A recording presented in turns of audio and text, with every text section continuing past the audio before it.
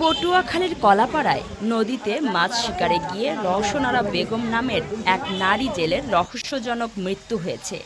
মঙ্গলবার দুপুর ১২টায় উপজেলার চাকামইয়া ইউনিয়নের আর পাঙ্গাসিয়া নদী থেকে তার লাশ উদ্ধার করা হয়।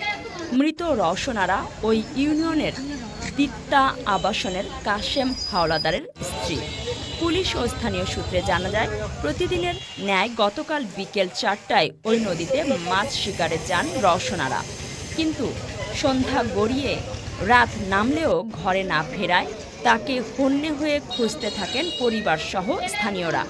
রাতে তার সন্ধান না মিললেও সকাল ১০টায় নদীর তীরে জাল টান দিলে তার মরদেহ পাওয়া যায়। এ সময় তার হাতে জালের দড়ি বাঁধা ছিল।